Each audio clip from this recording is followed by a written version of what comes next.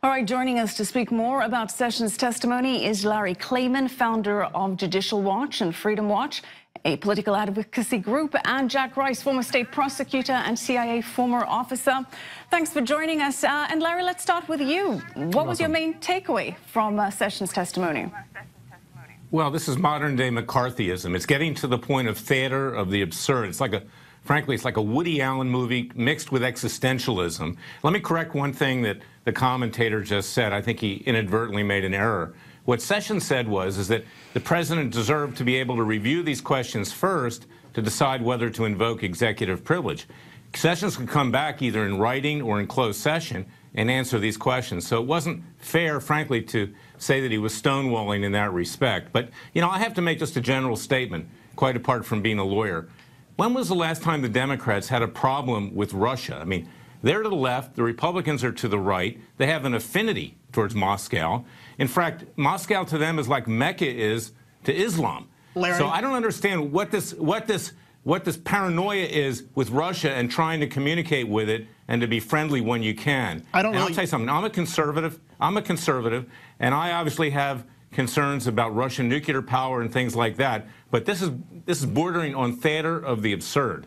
Larry, but given all the work you did during the Clinton administration, I think you know it's not about Russia. It wasn't about, for example, President Clinton and whatever relationship he had with an intern. It was about lying under oath, as you said so frequently. But Jack Rice, does Larry have a point that this is some sort of fishing expedition that Democrats are under right now? No, absolutely it's not. If we look at where we are, what we know is this. 17 different U.S. intelligence organizations came back and said the Russians tried to do what they did. This is objective fact. This is not left. This is not right. This is not a political question. That is not a witch hunt. What we also know is the Director of National Intelligence, the head of the NSA, and now the Attorney General are all seeming to claim an executive privilege or some sort of privilege. And by the way, let's be clear. What he didn't say was he could come back and say anything different in closed session. In fact, one of the senators asked him that question, and he said, I don't know if it would change anything. The real problem is the Attorney General does not have the right to claim executive privilege. And it's very clear that all of those senators would have asked the question, did you talk to the president? The president has the right to waive that if he so chooses. He has the right to claim it if he so chooses. The fact that Jeff Sessions simply says, well, the president didn't do so, so what I'm going to do is I'm going to claim it just in case, even though I don't have the right to do so. I'm sorry, as a former prosecutor, as a former CIA officer, and as a criminal defense attorney, if I was on the other side of this issue, you got to be consistent in terms of what you're doing. You don't get to cherry pick.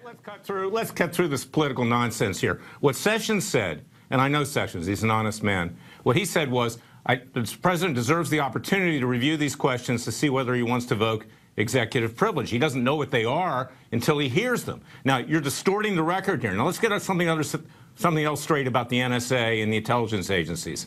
They have lied repeatedly to Congress. Even Senator Wyden, who's on the Intel Committee, said that, okay? You can't, there's an Obama deep state. People are still embedded in these agencies, and therefore give these people an opportunity to defend themselves rather than playing a political hack game here for political patronage purposes. And that's what's being done by these senators. They're acting, frankly, the Democrats, and Burr as well, the Republican. He's rolling over. I'll tell you something. The Republicans would like to get rid of Trump, too. They want to run their establishment candidate in 2012. They would like Trump to be gone because he's broken up their money train. And Senator Burr is equally as responsible for this dog and pony show as Senator Mark Warner on the Democrat side. Jack, frankly, it's a joke.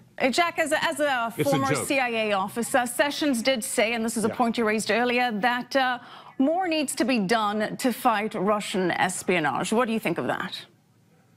Well, without question, John McCain was actually the senator asking those questions, and it's very, very clear that this must be done. Again, this is not a dog and pony show. This is not fake news. This is not something to be dismissed. Let's be clear. Here's what intelligence organizations do, and I'm including the United States. We get involved in various other countries because we're trying to manipulate a particular message. The Russians know how to do this. They do this very, very well. They did this in Ukraine. They did this in Georgia, and they tried to do this in the United States. What we don't know is the extent to which they were successful. We have midterms coming up in a year and a half. We should have a decent idea. We have a presidential election coming up in 3.5, and we should have a decent idea exactly what it was that they did. To simply ignore that issue and simply call this political theater, frankly, is laughable and absurd.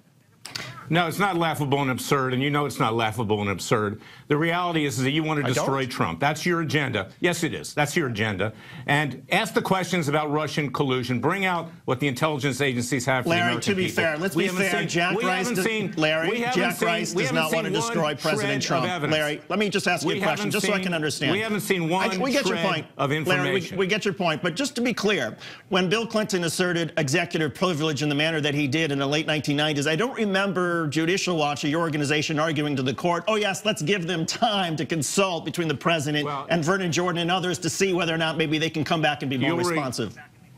Well, I wasn't there at the deposition, believe me, but I'll tell you something. I sued George W. Bush for warrantless wiretaps, okay? I'm nonpartisan. Bush started this illegality in the intelligence agencies. Now they've been leaking. They're dishonest. They lie under oath. Just last week, a Foreign Intelligence Surveillance Court order came out that even implicated Comey in illegal surveillance. So Comey has got a problem here, and I took forth a whistleblower to Comey 2.5 years ago. He buried that investigation because he himself was involved in a cover-up of it. Comey should be indicted for obstruction of justice. In my opinion, Trump should not.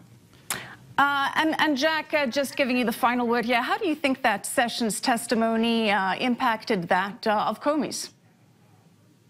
Well, it's a great question. At this point, it's hard to say because we didn't get very much. In the end, I think that President Trump was very happy because he claimed a privilege that wasn't his. He said very little to nothing. I think the U.S. Senate should be upset. I think the Senate Intelligence Committee should be upset. I think that Comey should be somewhat frustrated because my perception was that he tried to give a legitimate set of answers and give what his best estimate was of what was going on and what it was that he knew. What we found from Jeff Sessions was something else, because we also know that I think his credibility is questionable because he has failed to disclose a whole lot of information in the past and now is coming back and claiming something else. So I'm somewhat confused as to what all that means. All right, well, thank you both for your... one question. We're going to have to leave it there, Larry. I'm really sorry, but thank you both, Jack Rice and Larry Klayman. Thanks for joining us.